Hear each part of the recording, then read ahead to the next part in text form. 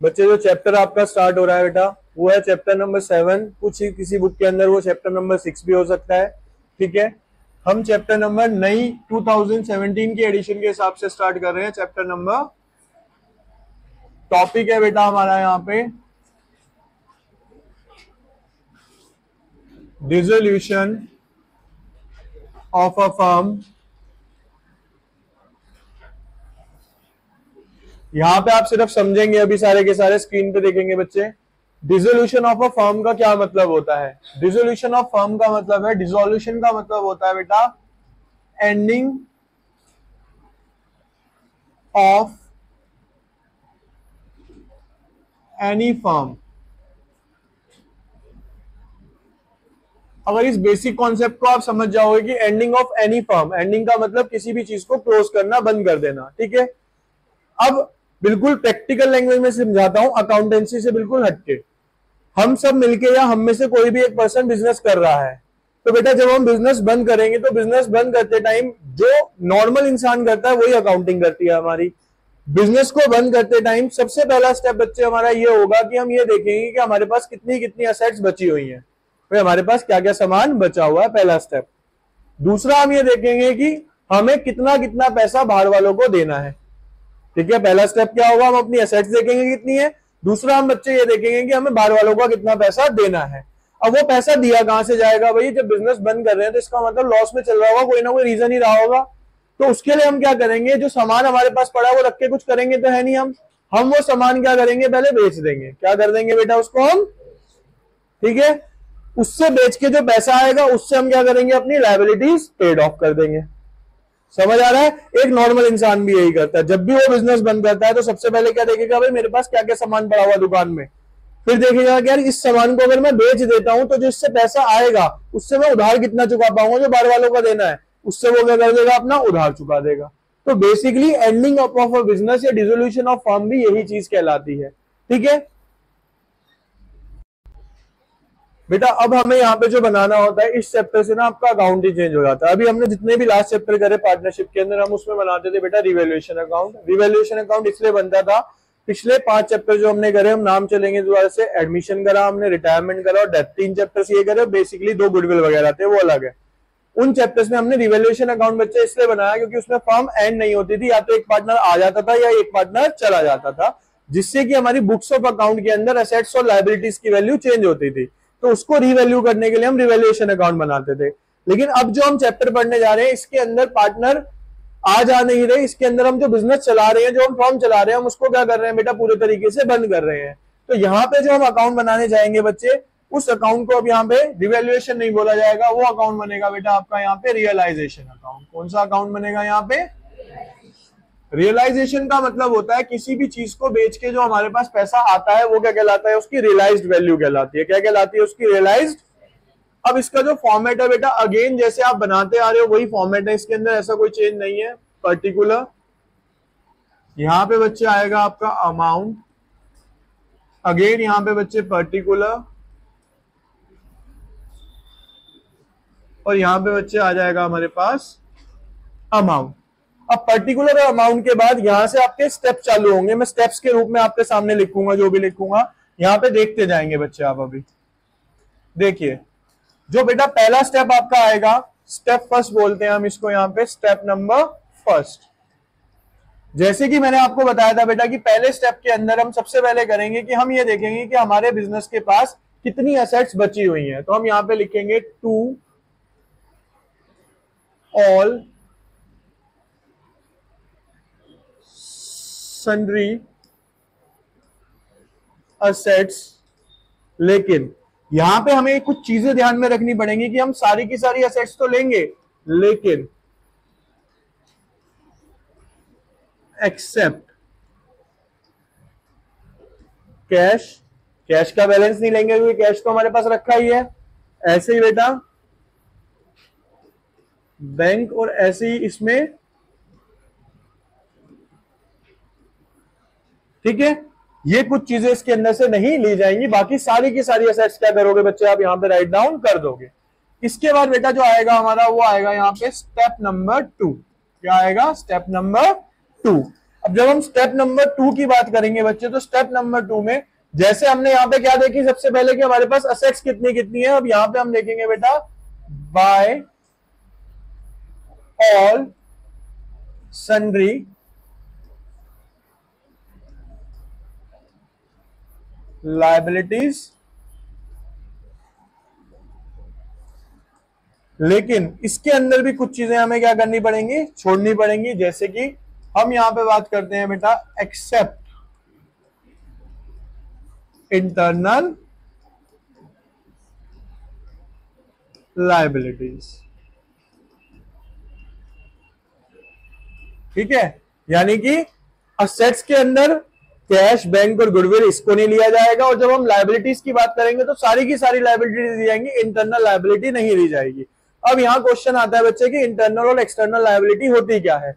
External liability कोई भी ऐसा पैसा जो मैंने फर्म से बाहर वालों का देना है, ठीक है, बैंक से लोन लिया हुआ है, किसी से उधार लिया हुआ है, क्रेडिटर वगैरह, ये सब क्या है बेटा हमारे एक्सटर्नल में आ जाएंगे। इंटरनल लायबिलिटी क्या है, फर्म में 3 पार्टनर थे ए बी सी, मैंने बी से लोन ले रखा है, तो बी से जो मैंने लोन ले रखा है वो फर्म की इंटरनल लायबिलिटी है, तो वो इसके अंदर इंक्लूड नहीं होगी, ठीक है। अब हमने बेटा पहला स्टेप कर लिया, हमने देख लिया हमारी एसेट्स कितनी है, दूसरा हमने देख लिया हमारी लायबिलिटीज कितनी है। तीसरा जो स्टेप होगा बच्चे, तीसरे स्टेप के अंदर अब हम करेंगे अपनी एसेट्स को बेचना स्टार्ट। क्या करेंगे बेटा, हम अपनी एसेट्स को बेचना स्टार्ट करेंगे। अब एसेट्स को हम बेचेंगे यहां पे बाय बैंक और कैश अकाउंट। यहां पे मैं लिख देता हूं बच्चे, यहां पे आपका असेट्स रियलाइज्ड। क्या कर रहे हैं बच्चे, हम यहां पे असेट्स रियलाइज कर रहे हैं, यानी कि सेल आउट कर रहे हैं, ठीक है, असेट्स रियलाइज्ड। अब क्वेश्चन ये आता है कि सर आप ये तो बता रहे हो कि सर ये क्रेडिट में आ जाएगा, लेकिन आपने एक बार भी ये नहीं बताया कि हम ये सर डेबिट और क्रेडिट में लिख क्यों रहे हैं, ठीक है, हम ये डेबिट और क्रेडिट में लिख क्यों रहे हैं। बेसिकली बच्चे देखो यहाँ पे सिंपल सा रूल है कि जब आप असेट्स बेचोगे, जब आप असेट्स बेचोगे तो बैंक के पास पैसा आएगा ना, तो बैंक अकाउंट तो क्या होगा, डेबिट होगा। दूसरी चीज क्रेडिट क्या होगी, कोई असेट्स क्रेडिट होगी। लेकिन अब जो असेट्स है ना बेटा, वो आप डायरेक्टली ना बेच के कौन से अकाउंट के थ्रू बेच रहे हो, रियलाइजेशन के थ्रू बेच रहे हो। किसके थ्रू बेच रहे हो, तो जब मैं असेट्स बेचूंगा तो मेरे पास पैसा आएगा, तो बैंक अकाउंट क्या हो जाएगा, डेबिट, और रियलाइजेशन अकाउंट क्या हो जाएगा, क्रेडिट। तो ये इसका लॉजिक हो गया। अब यहाँ पे अब ये 2 तरीके से ही होता है। मान लो एक तो मैं पुरानी असेट जो है वो बेच दूं किसी को, लेकिन क्या हो रहा है बच्चे कि आपको पता है कि इंडिया है या कोई भी बिजनेस कर रहा है, इंडिया नहीं बाहर की कंट्रीज की भी बात करें, जब मैं बिजनेस को वाइंड अप कर रहा हूं तो जरूरी रीजन ये नहीं है कि मेरे को लॉस ही हुआ, हो सकता है हम अपनी इच्छा से कर रहे हो। तो कई बार कुछ सामान हमें पसंद आ जाता है।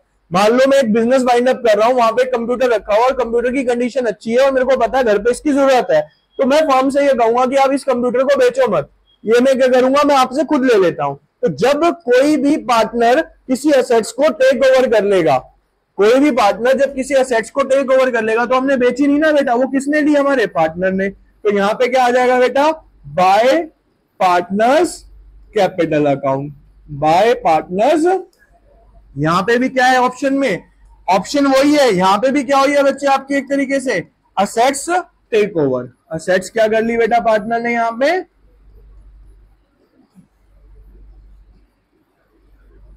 टेक ओवर, ठीक है जी। तो अब समझ आया, पहला स्टेप सारी एसेट्स लिखो, दूसरा स्टेप सारी लायबिलिटीज लिखो, तीसरा स्टेप क्या है बच्चे कि उन एसेट्स को बेचो या फिर किसी पार्टनर को दे दो।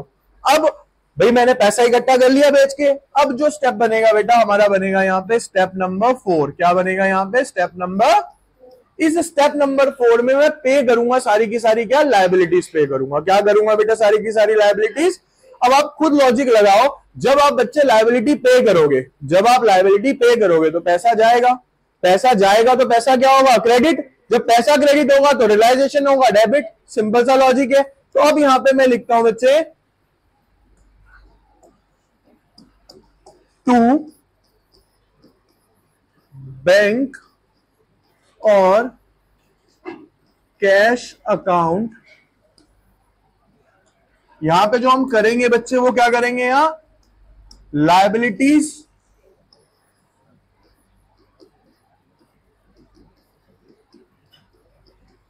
और एक्सपेंस पेड, लायबिलिटीज और एक्सपेंस अब यहां पे ना मैं एक नोट भी डाल रहा हूं साथ साथ, नोट समझना वो क्या है, वो नोट इंपॉर्टेंट रहेगा आपके लिए। नोट क्या है बच्चे यहां पे कि if there is any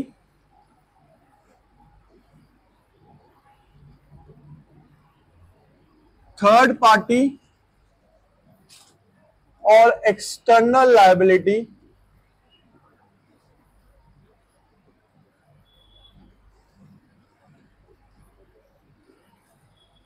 not mentioned in question to paid, but we must have to pay।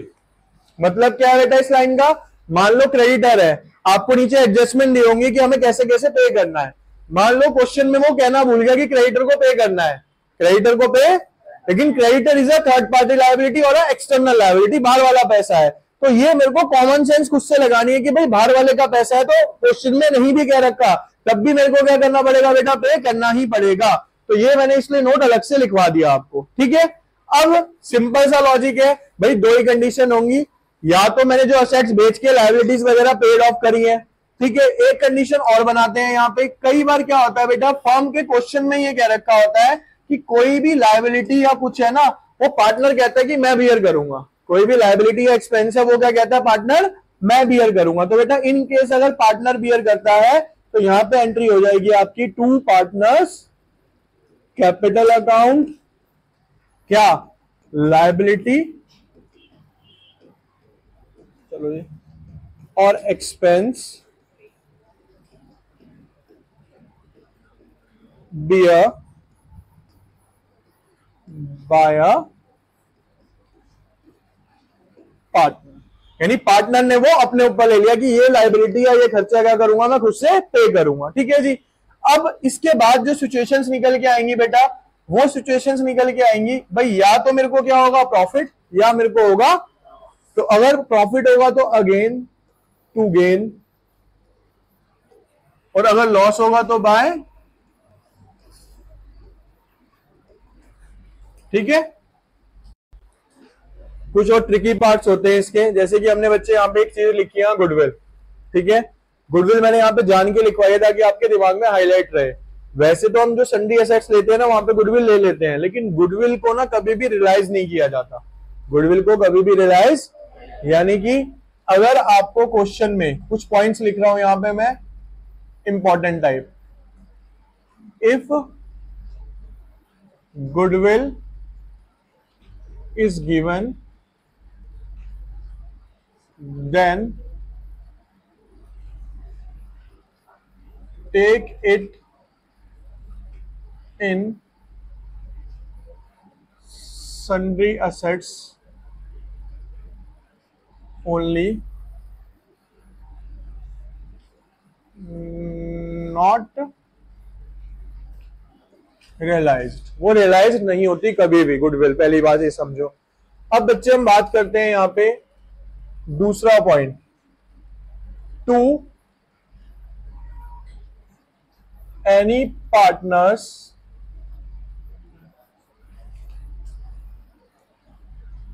Loan account, किसी भी पार्टनर के लोन अकाउंट की अगर मैं बात करूं, अभी देखो आप ना चीज समझना यहां पे बहुत ध्यान से, मैं दो चीजों के ऊपर डिस्कशन कर रहा हूं, एक गुडविल जो मैंने आपको अलग से एक्सेप्ट में लिखवाई थी, ठीक है। दूसरी मैं बात कर रहा हूं बेटा यहाँ पे इंटरनल लायबिलिटी जो मैंने आपको यहाँ पे अलग से लिखवाई है, ठीक है।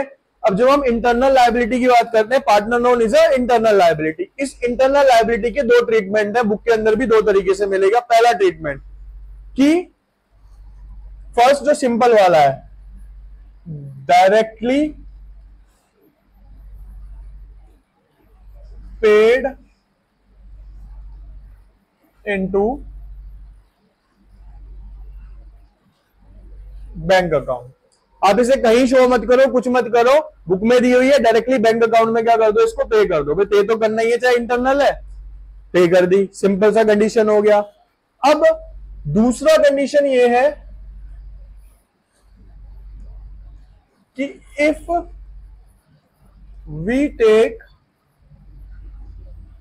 Internal liability in